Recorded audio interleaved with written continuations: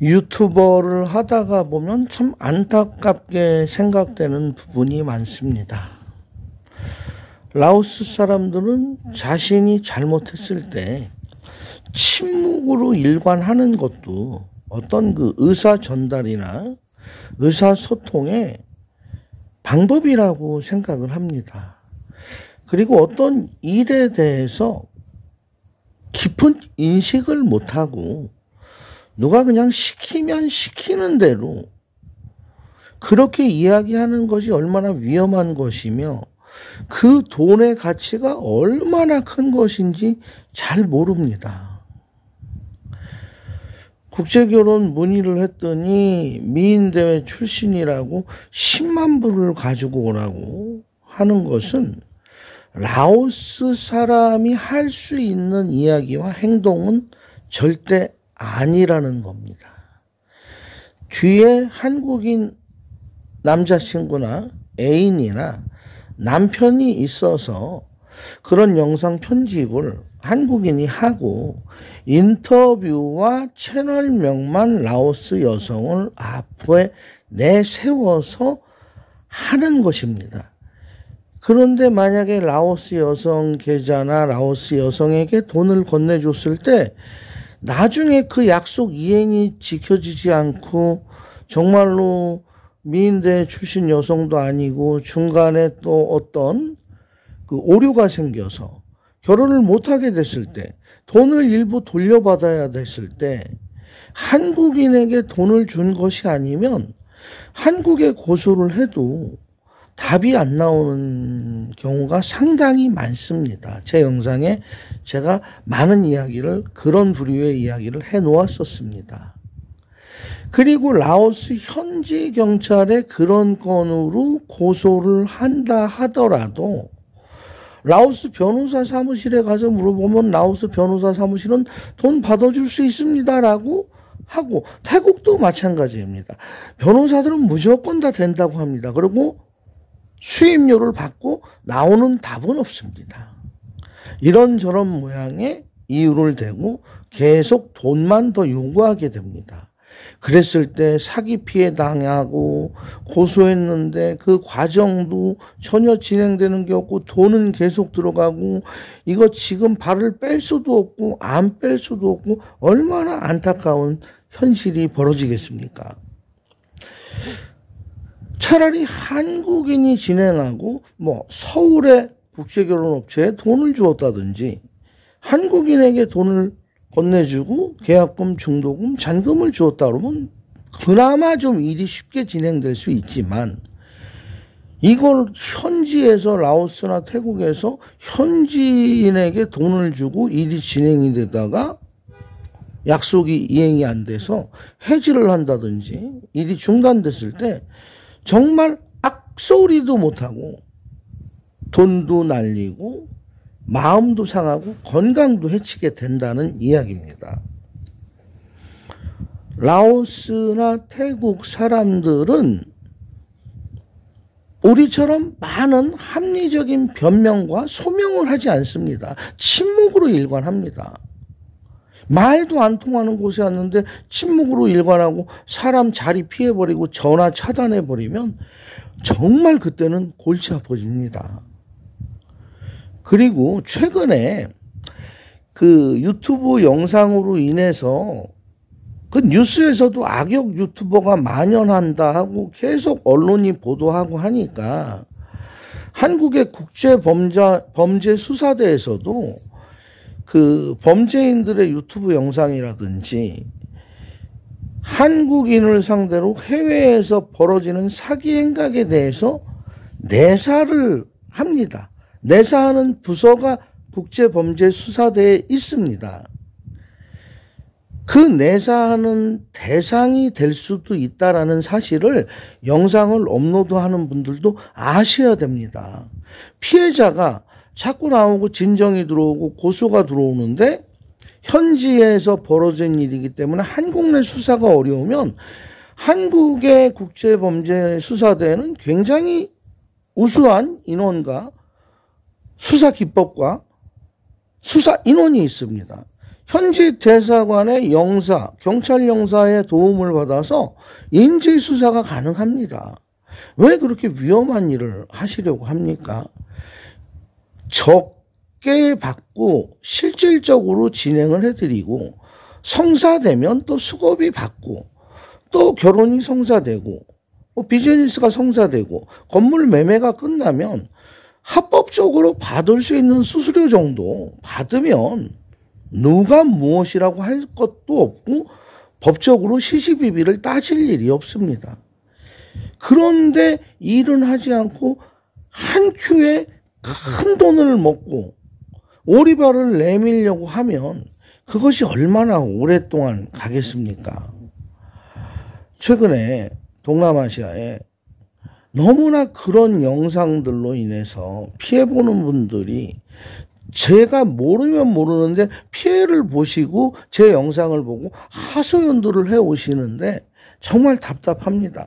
한 번만 더 생각해보고 신중하게 접근을 하셨었더라면 이런 일이 벌어지지 않았는데 그저 급한 마음에 무엇이든지 다 해준다고 하니까 돈부터 털컥 주고 현지에 왔는데 되는 일은 없고 처음에 약속했던 부분과 너무 상이하게 틀려지게 일이 만들어지니까 화가 나게 되는 거죠. 그럴 때 라오스 사람을 내세워서 침묵으로 일관하시면 어떻게 하시겠습니까? 국내에서 비즈니스도 국내에서도 사람 만나는 것도 어려움이 많은데 해외에서는 얼마나 더 힘들고 헤쳐나가야 될 길이 많겠습니까? 언어만 잘 되신다면 어려움이 덜합니다. 그래서 제가 이런 이야기를 드리는 것은 어떤 개인을 공격하고 개인을 비난하려는 것이 아니고요. 우리가 영상을 업로드 하더라도 한국에서 계신 분들, 우리 대한민국 같은 국민이 오셨을 때 도움이 되는 영상, 또 라오스나 태국을 정말 좋게 알리는 많은 분들이 찾아올 수 있게끔 대중적으로 거의 설득력이 있는 정보들을 주면 좋습니다. 극히 어두운 곳 한 곳의 정보를 라오스 전체가 다 그런 양.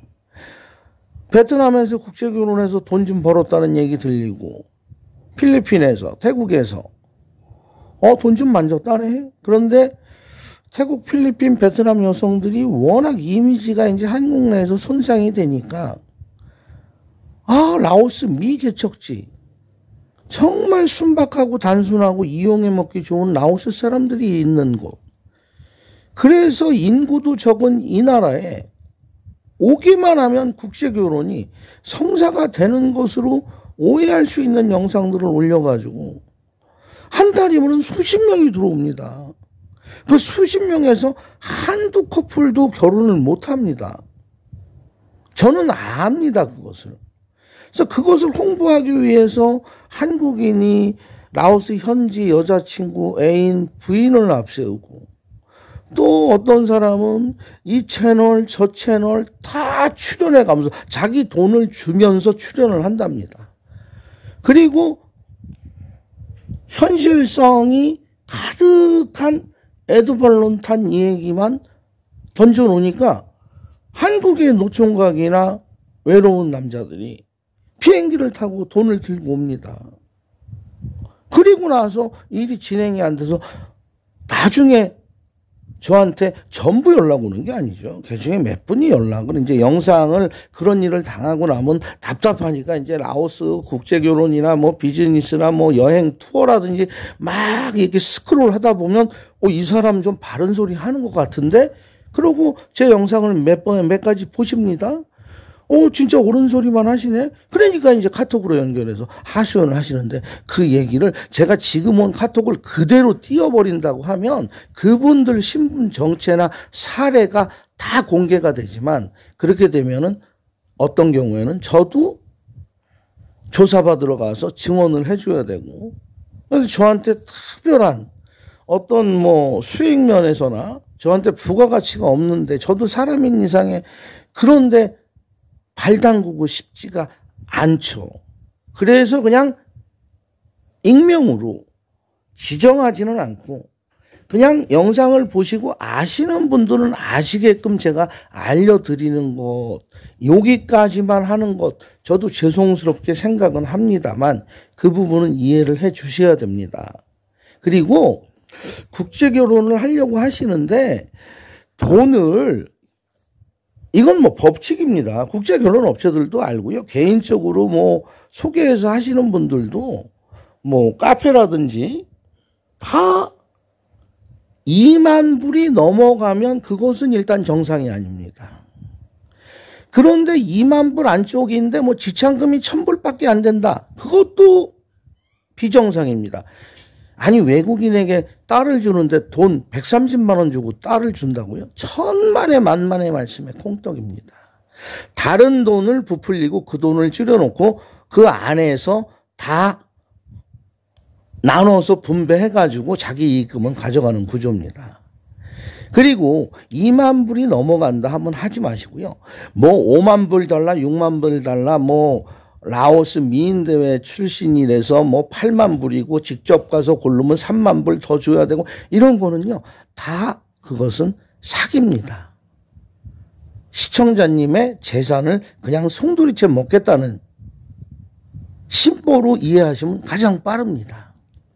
그리고 돈을 한꺼번에, 자, 이것은 국제결혼에도 비즈니스에도 어떤 물건을 사는 것도 매매 대금으로도 또 여행 투어 요금으로도 돈을 한꺼번에 완부를 달래거나 7, 80%를 달라고 하면 그것도 사기입니다. 돈은 처음에 전체 금액이 예를 들어서 국제결혼이 뭐 다 해서 지참금까지 해서 한 19,000불, 2만 불 하면 거의 정상으로 봅니다. 뭐 소개비니 뭐니 다 해서 뭐 폐물비, 뭐 예식 비용 해서 2만 불 안쪽인데 처음에 시작할 때 뭐 한 30% 주세요. 예, 그것은 정상입니다. 여행요금 1인당 뭐 150만 원이 나왔는데 150만 원을 다 달라고 하면 그것은 또 의심을 해봐야 됩니다. 먹고 튀어버릴 수도 있습니다. 여행요금 총요금의 25% 주십시오. 예, 그것은 뭐 크게 사기의 의도로는 볼 수 없습니다. 자, 어떤 뭐 콘도라든지 임야나 대지, 땅, 주택을 라오스는 이제 개인 매매가 외국인에게 안 되니까 임대권을 준단 말입니다. 50년, 뭐 99년. 그 임대권을 전매할 수 있으니까 등기도 되니까 상관은 없습니다. 내 이름으로 되진 않지만 그 50년이나 99년 동안 내가 그 건물에 대해서 그 땅에 대해서 토지에 대해서 권리가 있는 겁니다. 그것도 처음에 돈을 다 완불 줘야 이게 지금 뭐 등기가 되고 합니다. 아닙니다. 오셔서 직접 보시고 여러 번 보시고 계약금 주고 중도금 주고 잔금 주고 시간을 벌어놓고 그것에 대해서 현지 올바른 사람의 도움을 받아서 그 토지나 땅이나 건물이나 주택이 하자가 있는지 그것을 알아보시고 돈을 점차적으로 지불을 해야 된다는 것입니다. 제가 무슨 뭐 법을 전공하고 경제를 공부한 학자도 아닙니다. 현지에서 오래 살다가 보니까 제가 피부로 닿게 돼서 안 것들, 제가 제 눈으로 직접 본 것과 제가 직접 당했던 이야기, 제가 경험한 이야기, 제 가까운 지인들이 주변에서 일어났던 일들을 정리하고 늘 마음에 생각을 두다 보니까 이렇게 얘기할 수 있는 정도의 조금의 내공이 생겼다는 겁니다. 그리고 라오스 태국 사람들은 우리와 문화가 틀립니다. 살아온 환경이 틀립니다. 쉽게 생각하시면 안 됩니다. 제가 이런 얘기를 해서 저 조회수 많이 안 나오는 거 제가 더 잘합니다. 조회수 높이려면 저도 누구처럼 라오스 여성들 뒷돈 주고 영상에 우연히 출연하는 것처럼 해서 꾸며서 그렇게 각본을 짜서 주거니 받거니 하고 자막으로 뭐 번역한 글 올려놓고 그런 식으로 영상 올리고 과장되고 뻥튀기해서 하면 저 구독자 아마 제 영상 수에 따지면 아마 20만, 25만, 30만도 갔었을 겁니다. 영상 개수에 비해서 구독자가 적은 이유는 너무 짜여진 프레임 안에서 어떻게 보면 답답한 이야기, 매일 하지 말라는 이야기, 사업하지 말라는 이야기, 국제결혼 쉽게 하지 말라는 이야기, 라오스 유흥 즐기실 때도 불안하고 저렴하고 헐값인 곳 가지 말라는 이야기, 그런 이야기만 하다 보니까 제 영상은 크게 수익 면에서는 기대를 못하지만 보람 가지고 내가 이렇게 얘기해서 내가 처음에 하실 때 그 실수투성이 마음 상하고 돈 잃고 쫓아다녔던 그런 것들을 다음에 후발로 라오스나 태국에 오시는 분들이 겪지 않는다면 저는 상 받는 유튜버, 제 마음속에 상을 받는다는 거죠. 그래서 올리는 겁니다. 오늘 영상 나름 뜻깊은 이야기였습니다 하면 구독, 좋아요, 알림 설정, 댓글, 구독하시면 처음부터 끝까지 매일 영상 봐주시는 거 잊지 마시고요. 오늘도 좋은 하루 되시기를 바라겠습니다. 고맙습니다.